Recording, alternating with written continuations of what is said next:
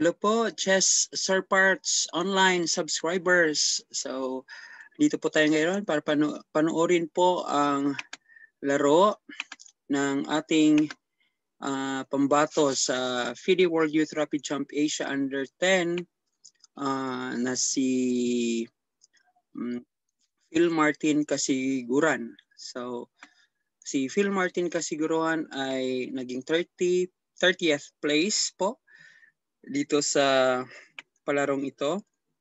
At titingnan natin yung kanyang mga laro. So 3 points ang kanyang score out of 7. So dito po sa under 10, may tatlo po tayong pinadala or representative from Philippines. Nandyan po si Alba Sherbato, naging 14th place. At nandun din po si Oshri James Reyes, naging 22nd place. And lastly, dito po si Phil Martin Kasiguran, 30th place. So okay din naman po yung performance niya na naging 30th place. Tingnan natin yung laro niya. So round 1, start na po tayo sa round 1. Kasiguran. Saan naglaro?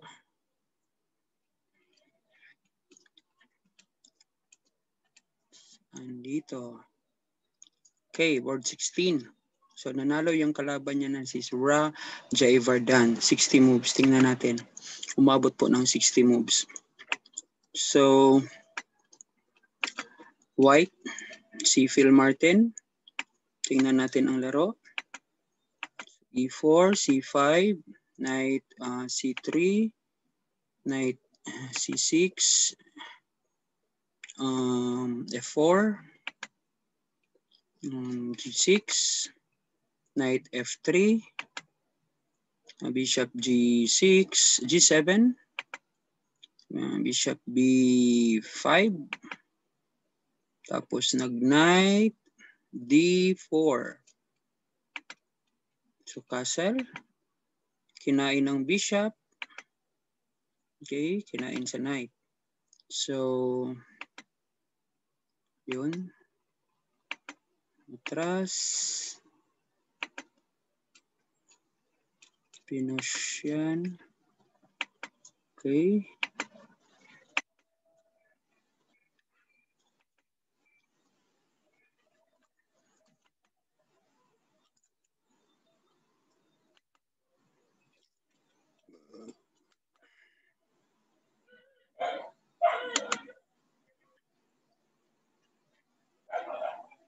So far dito, parang ano naman, no?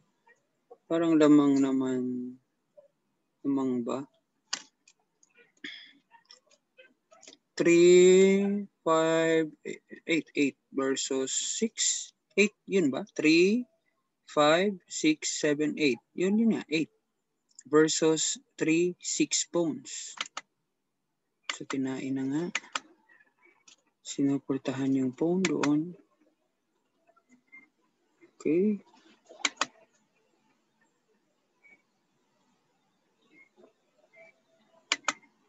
Kinakain ng pawn.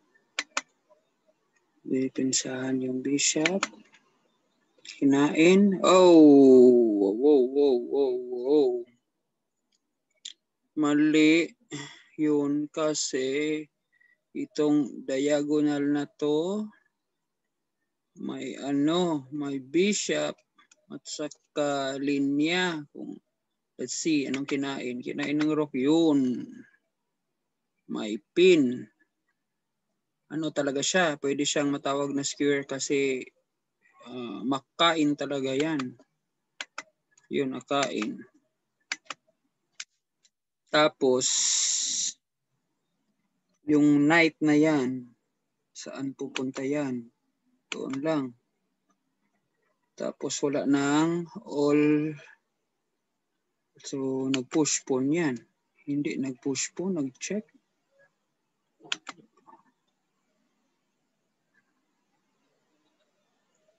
Push pawn. Hindi nag-push pawn. Doon nagdepensa. So, nag-queen to queen. Na force. Wala pa ring mapuntahan ang ang knight. So, siguro magbe-break dyan. So, depensa. Yun. Check na. Simplify na. Atake ang pawn.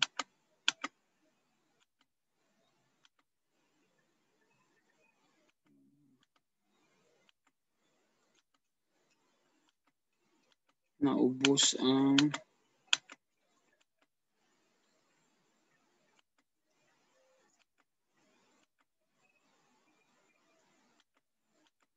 wala na, rock list. Wala na yung rock. Wala na to.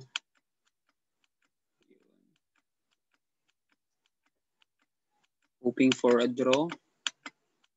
Pero mahirap na ma-draw. Yun. Mate. Okay, natalo po si Phil Martin.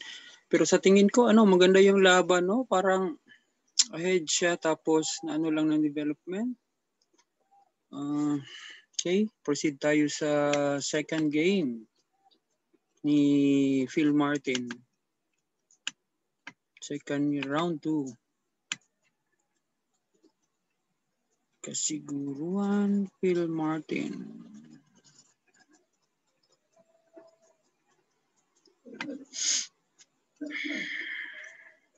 Dito, board 13. Natalo din ulit siya ni Nya Gia Ben Nguyen. 81 moves. Block siya. Flip natin. Ito yung final round na mate. Tingnan natin anong nangyari sa laro.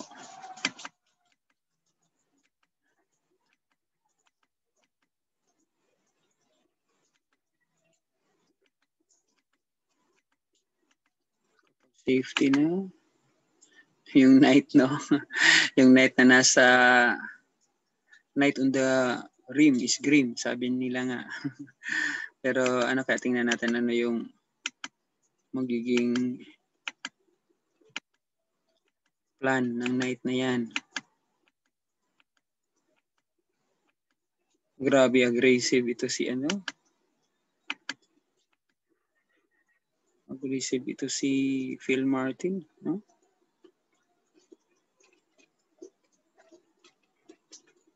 Parang masisira na yung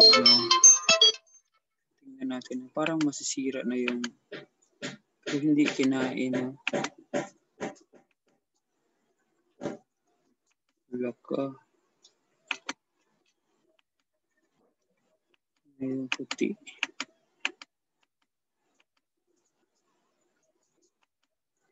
Transfer yung yun, nakapin.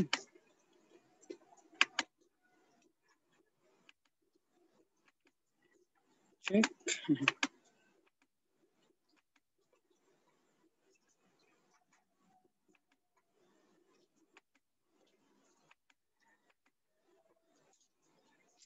Ngayon, kinain ba yun? Wala. Yun lang.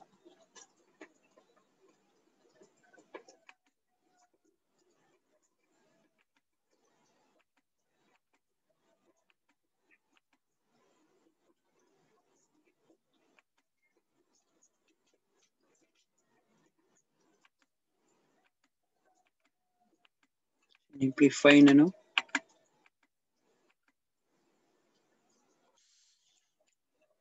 Block siya, no? Dito.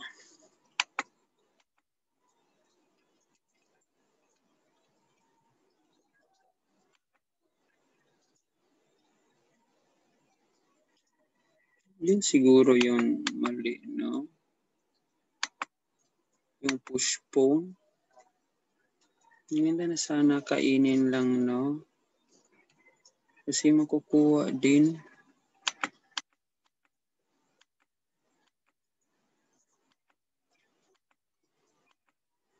Yun, kukuha.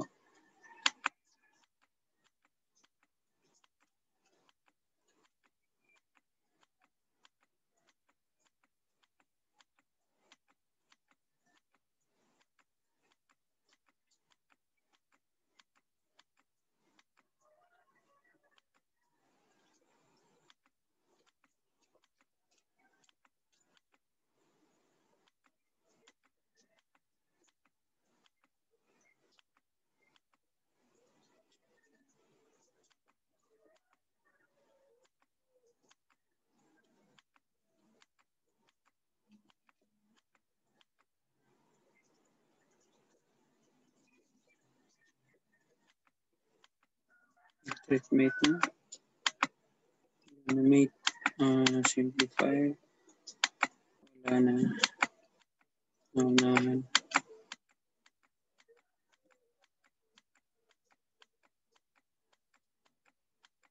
Kaya yun na mate. Okay, yun po yung laro ni Phil Martin Casiguruan versus Gia Ben Nguyen. So round number 2. Round 3. Phil Martin Casiguran. Talo siya ulit ni Chonyong Samuel Lam. 84 moves. So, yung composure dito, minsan pag second straight loss, medyo mahirap din pag straight loss. So posible delikado, kailangan talaga sa composure para manalo. Tsaka may pressure din kasi dinadala mo yung bandila ng Pilipinas. So posibleng pressure ka na ipanalo yung games. So for sure, lang siguro dapat enjoy lang, parang enjoy lang, no? Pero most likely yung kanyang mga laro, naman yung mga laro niya, naging maganda naman, no? Na parang naubusan lang yan, like this one, parang nagka-problema din sa phone structure. Tapos yan, so, kain yung phone.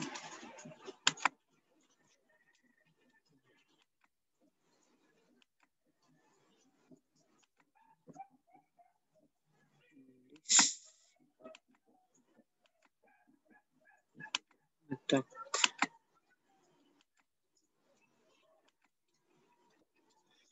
Sinuportahan ngayon ng kalaban yung phone dito.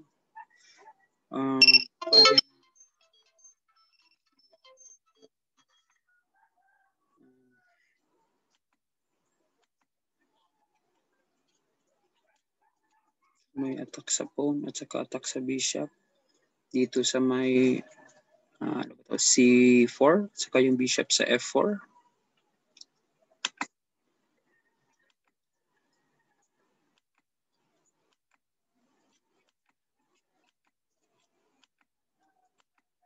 Simplify na.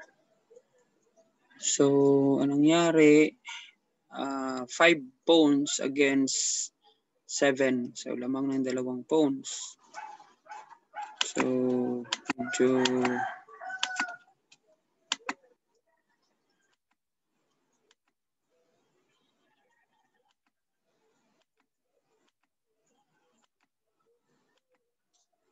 yun, may attack na doon. Inatake ang kinain na kasi pagkakain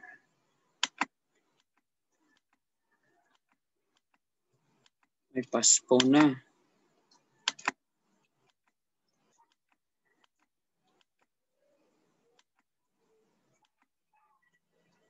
Oops! Ano ba to?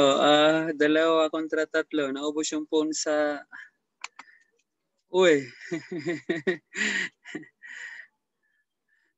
Ano ba to?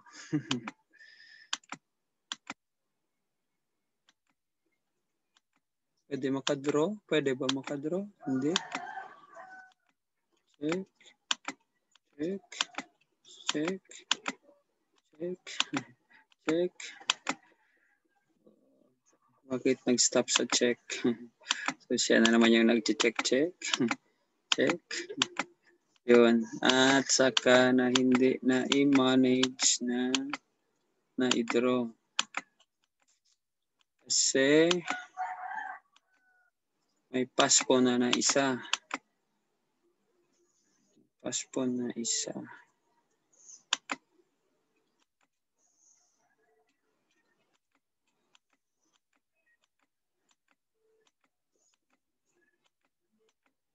So nakuha, no?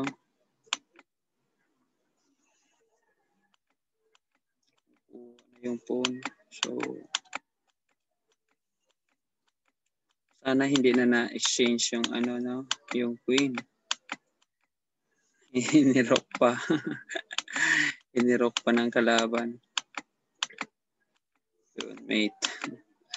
So, natalo si Phil Martin sa laro nila against Chon Yong Samuel Lam. So, ano yun? Round number 3. So, round number 4. So, nakalaban niya si Fata Ahmad Adwa. So, nanalo na dito si Phil Martin, kasiguruhan, sa round 4. So, tingnan natin. Si Phil Martin ay black. Nag-resign ang kalaban after 65 move. Tingnan natin ang laro. Sicilian siya.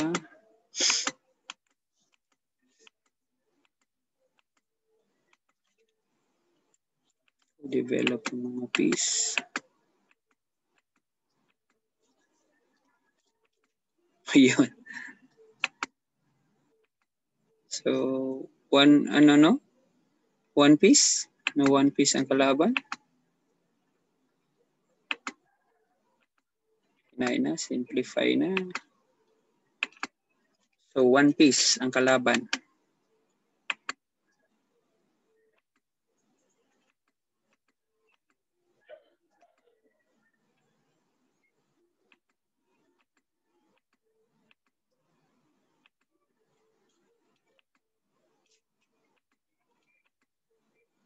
Ubus ang pawn.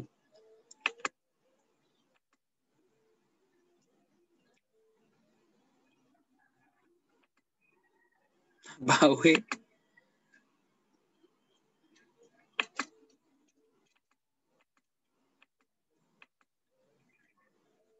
Hihihihi. Hirap.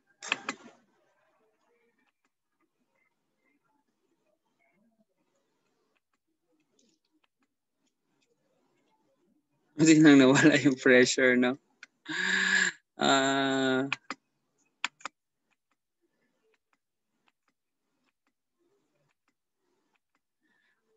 Nawala yung ano? Lamang.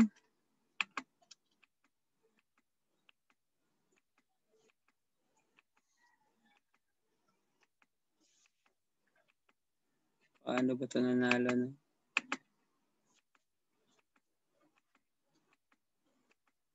Nag-queen to queen na siya.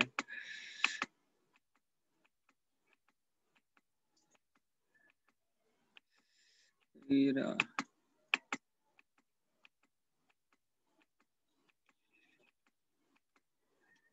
So, may pin doon, no, sa rook. Yan, hindi niya nakit yun. Yun yung napanalo ni wala na yung rook, di ba? May pin. May pin sa queen. Kain na.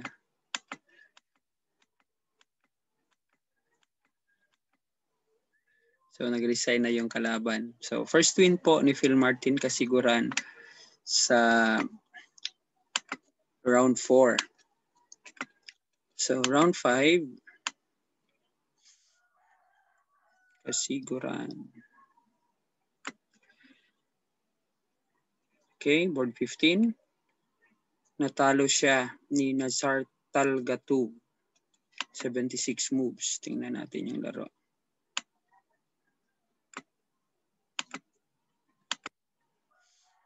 White, si Phil Martin.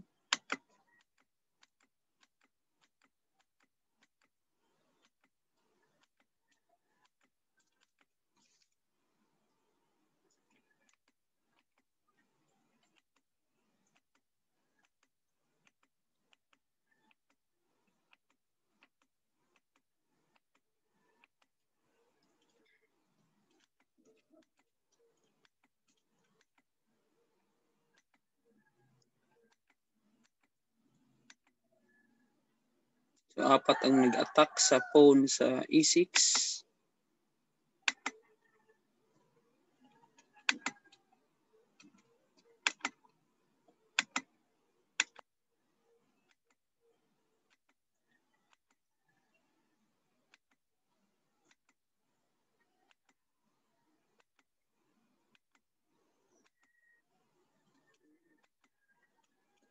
So, nakain ang pawn.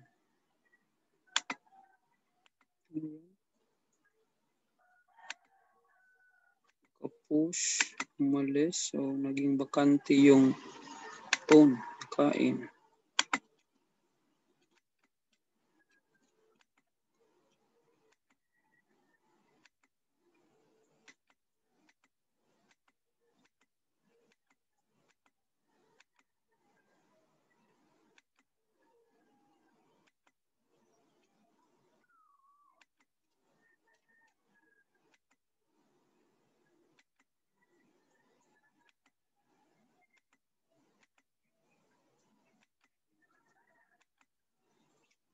Okay.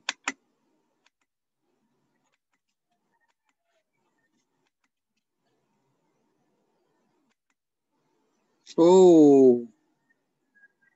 Oh, balikan natin. So, yan. Pagka-check, di nakita may check dito na double check. No? So, dapat nakain yan, no? Kanina. So, yun. Na double check, bishop at saka knight. So, na queenless.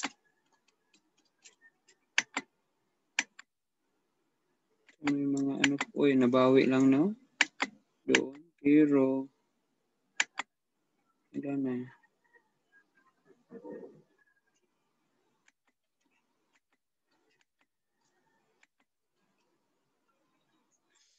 Four versus 3. So,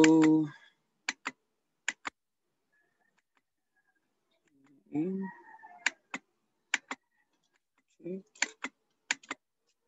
One piece.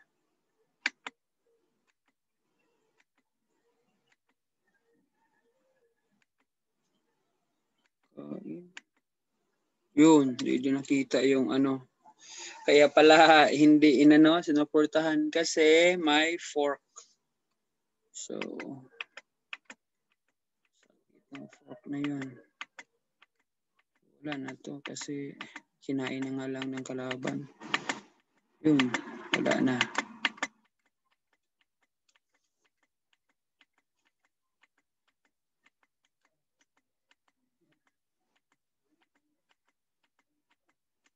Yun, mate. So, yun yung laro ni Phil Martin Casiguran versus Nazar Talgatov. So, may mga hindi nakita si Phil Martin.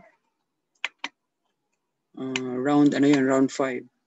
And then, nanalo dito sa round 6 si Phil Martin kasi nakascore siya ng 3. The last 2 games niya. Saan si Casiguran? Ito, board 19. Nanalo siya against Ibrahim Wajid Al-Janahi. Tingnan natin ang laro. So, black si Phil Martin.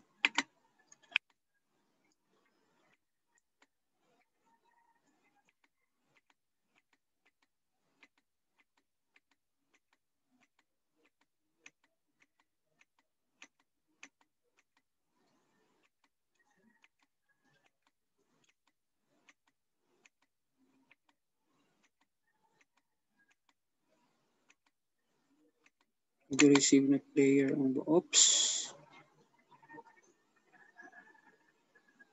Ano yan? So, pagka-move dyan, inatake ang pawn sa C7. May attack sa knight. No? Dun sa A5. Ang ginawa, sinuportahan yung pawn. Pero yung bishop doon, yung knight, bakante, nakain ng kalaban.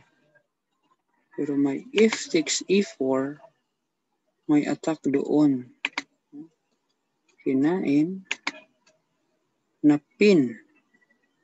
May pin. Kinain din. Yun.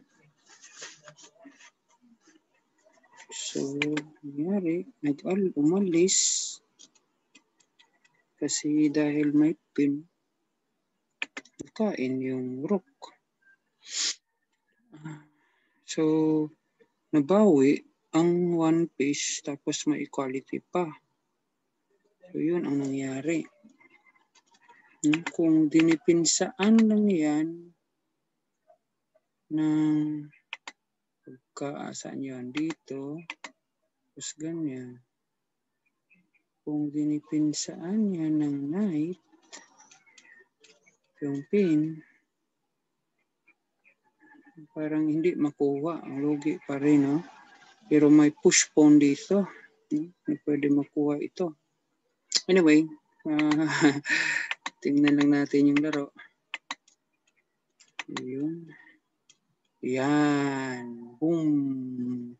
Double attack ng bishop, queen at saka knight. So, makukuha talaga ang bishop. So, anong nangyari? Anong nangyari? Ang nangyari is naging one piece. 2, 4, 5. 2, 4, 5. 2, 4, 6 versus 2, 5. One rook down. So, naging rook down. Simplify na lang. Hoy, bakit ganyan? Pinabigay kasi para makuha din yung ano. Natake ang pawn doon. Nag-ano pa check wala. So, push po na. Check na. So, simplify na. Yun, na-checkmate ang kalaban. So yun, congrats Phil Martin Kasiguran. Nanalo po sa round 6 sa FIDE World Youth Rapid Championship under 10. So punta tayo sa last round. So sa last round, nanalo dito din si para makomplete yung 3 points niya. Nakalaban niya si Hicham El Habub. Okay, 31 moves ang laro. Tingnan natin. So white si Phil Martin. Ito yung final position. Naubusan ng oras ang kalaban. Okay, so tingnan natin. E4. Nag-ano siya? Ano yan? King's Gambit. Accepted ang laro.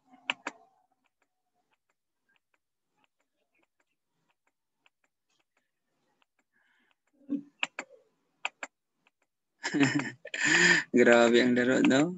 Bukas.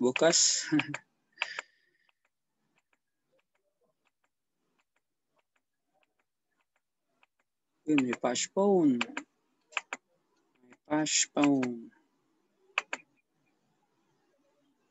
Nain.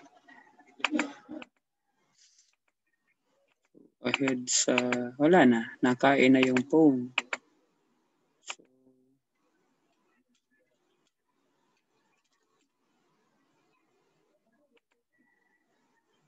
So yun, may check.